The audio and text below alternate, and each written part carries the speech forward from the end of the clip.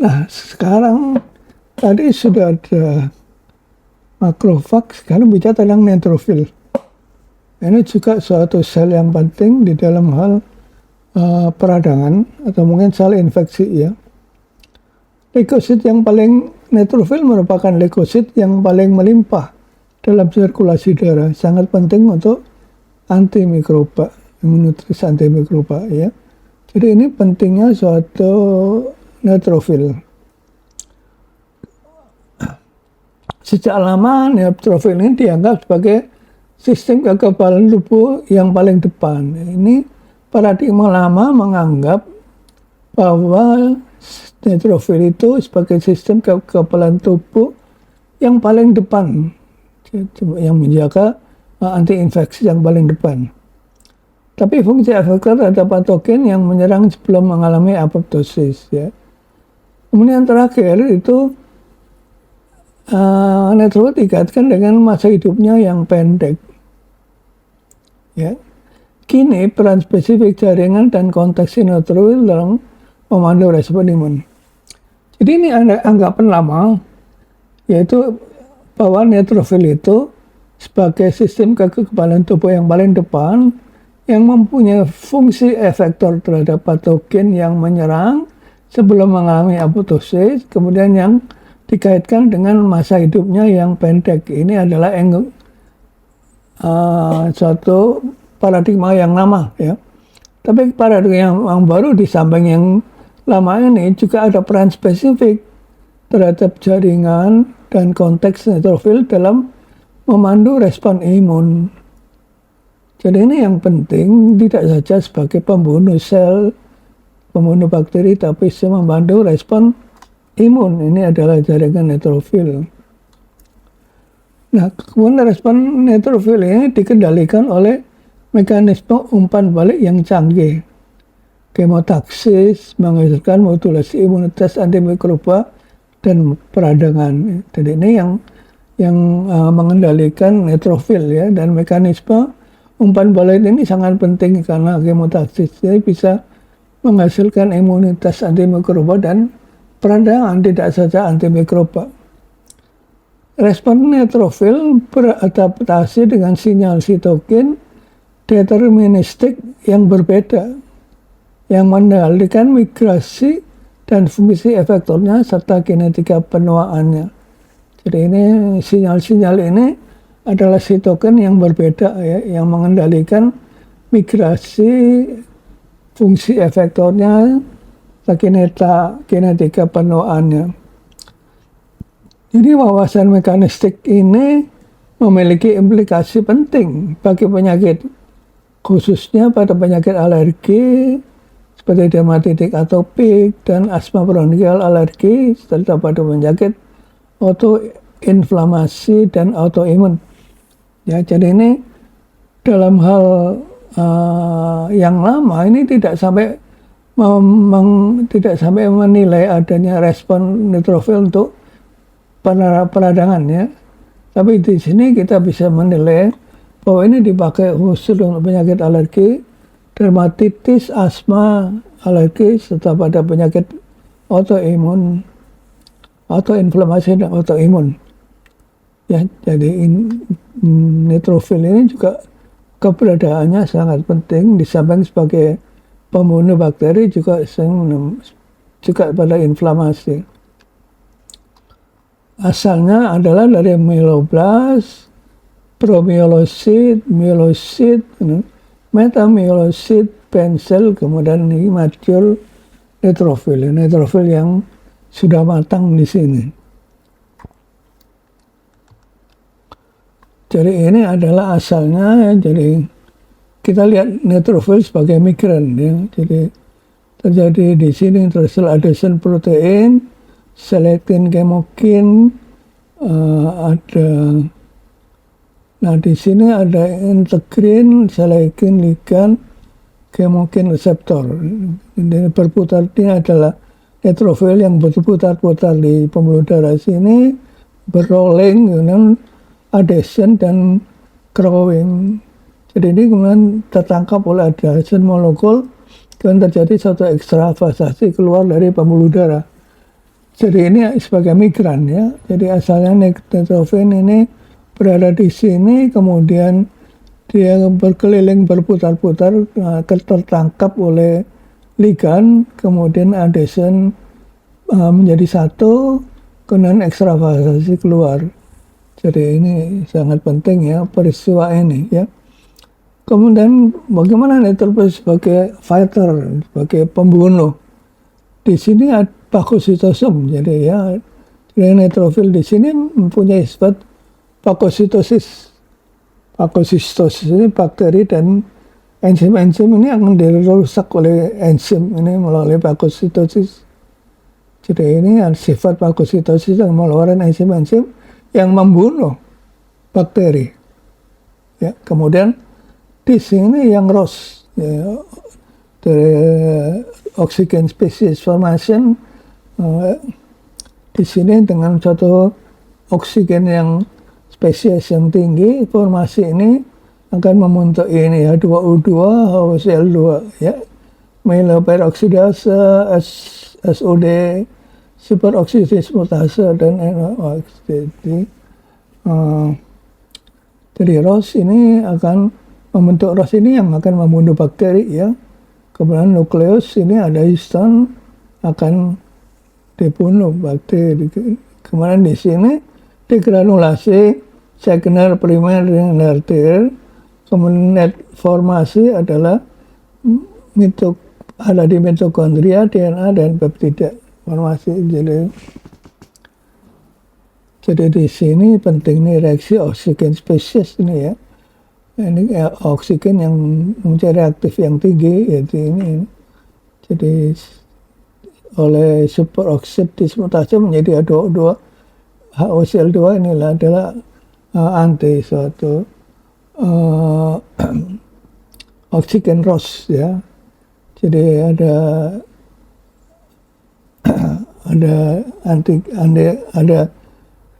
oksidasi dan ada antioksidannya ya. Jadi ada oksidan dan antioksidan ini H2O2 nih, hidrogen peroksida, HOCl dan oksigen, singlet oksigen ini ya. Jadi ini adalah antioksidan, ini oksidannya ROS. Kemudian kita bicara tentang CD4 ya, neutrophil sebagai guiding. Tadi neutrophil sebagai, kita lihat ya, nanti sebagai pembunuh migran, kemudian sebagai pembunuh, sekarang nasibnya sebagai guiding inflamasi. Jadi CD4, kemudian T-cell priming ini di dendritic cell di sini, kemudian ini menjadi dendritic cell di sini, NETs ya, neutrophil mempengaruhi dendritic cell ya.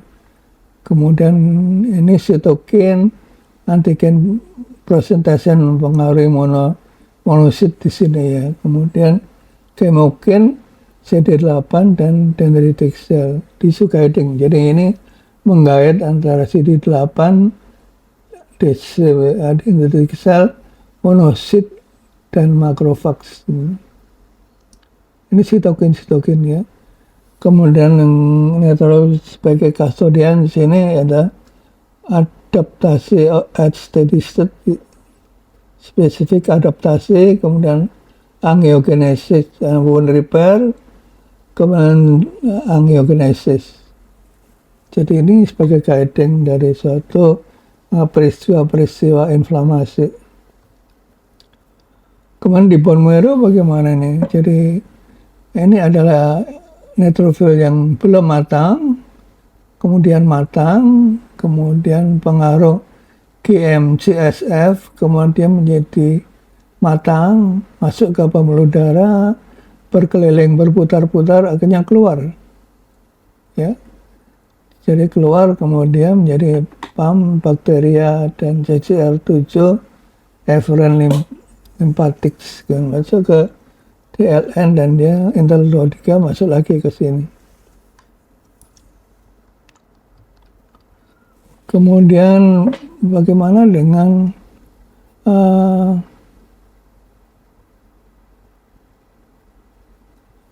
Jadi bagaimana saya reduksi itu mati ya. Jadi net formation, ROS production, degranulasi, fagositosis di sini. Kemudian di sini tambah tua, masih normal di pembuluh darah, tapi di jaringan menjadi berkurang. Yang illegal. Kemudian di darah juga berkurang, di jaringan juga berkurang, akhirnya mati. Ini adalah satu sitokin yang dilakukan degranulasi. Kemudian, jadi setelah kita bicara tentang tadi makrofag, kemudian neutrofil, kita sekarang bicara tentang sel epitel. Saya kira sel epitel ini sangat penting di dalam inflamasi pada saluran napas. Pada ini kita ambil contoh pada peradangan asma ya. Epitel SN ini adalah saluran napas. Epitel saluran napas adalah pertahanan pertama untuk mendeteksi ancaman menghirup ada bahan-bahan asing yang terhirup melalui reseptor, pengenalan pola yang diekspresikan secara transmembran atau respiratory transmembran, ya, intraseluler ya. Jadi ini yang disebutkan secara transmembran atau intraseluler PRR ya. Jadi memicu pelepasan sitokin alarm. Jadi yang disebut sitokin alarm ini adalah IL-25, IL-33 dan TSLP. Jadi thymus leukoprotease ya, Jadi metode ini penting untuk peradangan reseptor yang diberikan secara luas pada sel-sel bawaan adaptif. Ya. Jadi ini adalah kemudian sel-sel epitel itu menggunakan pola PR dan PAM dan DAM. Jadi DAM itu damage associated PRR mengenali dan memulai pertahanan mulai reduksi alarmin. PRR dapat bertindak opsonalisasi fagosit dan pembunuhan mikroba secara respon. Jadi reseptor yang terikat pada sel ini dibagi dua, toll-like reseptor seperti lectin dan reseptor yang oleh protease atau PAR. Reseptor di N-cytotoxic seperti IM-like ALL dan intraseluler dari not-like reseptor dan RIG1-like reseptor atau RR. Saat ini menunjukkan bahwa alergen dan virus dapat berinteraksi langsung dengan TRL, CRL, dan PAR pada sel epitel dan dendritik sel yang menginduksi pelepasan alarmin epitel. Ini alarmin. Jadi ini lumayan ada alergen di sini ya. Ada virus, ada bakteri. Ini epitelium. Di sini ada TLR4, TLR5, kemudian TLR9, TLR3. Di sini endosom ya. Jadi alarm sitokin ini akan ke eosinofil. Ini ada neutrofil, kemudian dendritic cell, kemudian ini ada mast cell dan basofil. Jadi ini adalah mekanisme dari alarmin. Alarmin itu ada TSLP, IL-25 dan IL-33 ya. Jadi TSL itu ada limbic stromal lymphopoietin ya. Anti TSL itu sudah ada obatnya. Kemudian menjaga stabil yang disease, jadi ini ada penyakit yang stabil, ini ada exacerbasi pada asma ya. Pada asma itu dendritic cell, ini kemudian ini yang TH2, kemudian ini IL-5 GM-CSF, eosinofil, kerusakan ya. Jadi rantas, eotaksin, kemudian ini yang alarmin tadi L33 dan SLP ya.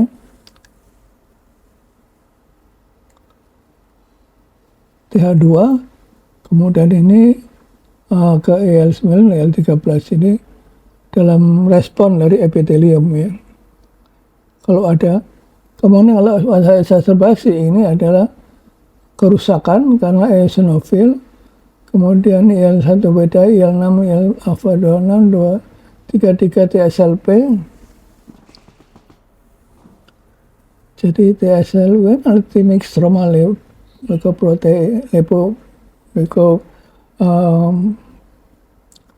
lipopoietin ya, limfopoietin, stromal lipopoietin. Kemudian dendritic cell ini langsung ke TH2, kemudian langsung eosinofil, eotaksin, dan ini kerusakan sel. Ini neutrophil juga menyebabkan kerusakan sel. Kemudian di sini reaksinya adalah IL-9, IL-13 ke TH2. Kemudian IL-17 ini yang sangat berbahaya ke TH2, IL-1 beta. Artinya terjadi suatu eosinofil yang bisa merusak.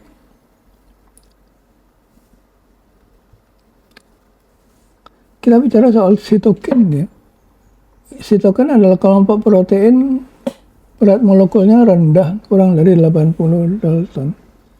Daftar sitokin dan yang kemudian L-limfokin, DNF ada di tabel 1. Di sintesis sel imun, sel imun yang mensintesis sitokin, terutama sel T, neutrofil, makrofag, untuk mempromosikan dan mengatur respon imun. Ini adalah satu sitokin. Jadi ini sitokin dihasilkan dari makrofag, kemudian granulosit, fibroblast, kemudian istok, endothelial cell, kemudian distimulus sitokin gen ini distimulus, kalau timbul sitokin ini reseptor gen activation, istok, efek, kemudian baru efek. Ini lebih lengkap lagi, sitokain, fibroblast, limfosit, makrofag, granulosit, kemudian mast cell dan endothelial cell ini semua akan mengeluarkan sitokain.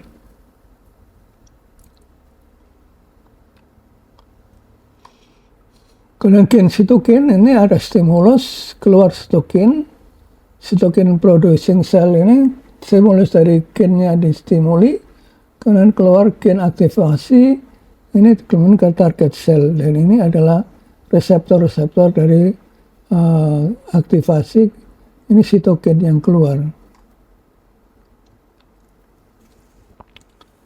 Ini seperti tadi ya, dari bone marrow, bagaimana jadi monosit, kemudian seperti CD4 terjadinya monosit, kemudian terjadi M2D makrofag. Ini sudah di atas tadi ada. Kemudian bagaimana peran sitokin pada patogenis? Jadi IL-2 ini berperan simptomatik pada IL-2 yang tinggi, resisten, steroid resisten. Jadi kalau ada L2 dan L4 ini steroid resisten.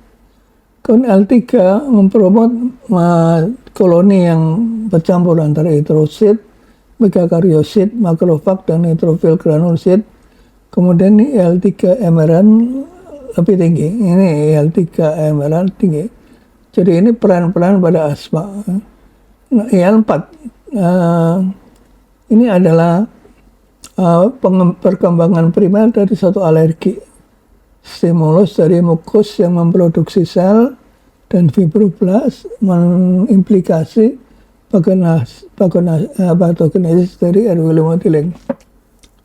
Jadi RW modeling itu adalah suatu RW yang pola struktural dan arsitekturnya sudah tidak baik, tidak bisa kembali ke normal, sehingga orang asma ini akan sesak terus-menerus dan tambah besar. Sesaknya tambah parah kalau terjadi suatu remodeling. Dan ini dipromot oleh interleukin 4. Kemudian interleukin 5 itu akan meningkatkan eosinofil di sputum ya. Itu penting. Ini eosinofil maturasi ini oleh IL-5 dan dikema aktaratan dan aktivasi dan aja. Jadi IL-5 ini menimbulkan satu aktivasi pada asma ya. Kemudian IL-5 yang tinggi itu dilaporkan ada di lavas bronkial. Jadi di pelengkap alveolar lavas itu ada IL-5. Jadi ini adalah penting karena akan mengumpulkan eosinofil, merekrut eosinofil di sputum yang penting untuk terjadinya satu asma. Nah, lalu terjadi satu maturasi, kemoatratan, dan aktivasi. IL-9. IL-9 ini penting, ya krusial untuk airway remodeling. Jadi remodeling itu sangat penting untuk IL-9 dan mempengaruhi produksi mukosan hyperactivity dari airway. Jadi IL-9 ini pelepasan T-sel kemoatratan yang berkontribusi pada inflamasi. IL-9 ini penting untuk airway remodeling ya, dan juga airway hyperreactivity, AHR, reaktivitas bronkus. L13 ini cukup tinggi di asma, di IL-5, IL-4, IL-13 yang cukup tinggi. Kemudian L1 dengan simptom lebih tinggi dari IL-1B, jadi IL-1 menunjukkan simptomnya menjadi lebih parah, kemudian IL-1B mengindus satu neutrofilia L1, IL-1, sehingga terjadi satu airway respon, mengindus satu airway neutrofilia. Kemudian alfa berfungsi pada WHR dan remodeling pada asma, dan TNF alfa ada pada cairan bal bronchoalveolar lavas. L6 melepaskan dari makrofag setelah alergen, tantangan alergen. Jadi dikeluarkan dari makrofag setelah ada tantangan alergen pada saluran napas. IL-11 itu terjadi kalau pada bal, kalau ada selama infeksi virus ya. Kemudian granulosit, monosit, koloni stimulating factor meningkat di epitelium dan T-sel dan eosinofil setelah tantangan dengan alergen. Ini keluarnya setelah ada challenge dari alergen ya. Jadi alergen asma macam-macam. Jadi ada protein, ada ikan laut, ada obat-obatan. Dan encapsulating and arcoseverum. Jadi KM7 ini akan disirkulasi pada asma yang berat, asma berat. IL-10 meningkatkan alergen induced airway responsiveness, meningkatkan responsif dari airway, walaupun dari itu reduction, walaupun rekrut eosinofil yang menurun, tapi dia meningkatkan responsif dari airway. Interferon gamma mengurangi eosinofil, berkurang pada eosinofil tipal, menunjukkan indikator therapeutic potensial. Jadi potensi terapeutik kita bisa lihat dari interferon gamma. IL-12 berkurang pada biopsi bronkial, menurun. Ya. IL-18 biasanya pada alergi rinitis meningkat, peran ada ekspresi persisten exacerbasi alergi inflamasi. Jadi pada inflamasi alergi ini ekspresi dan resistensi itu sangat besar pada exacerbasi ya.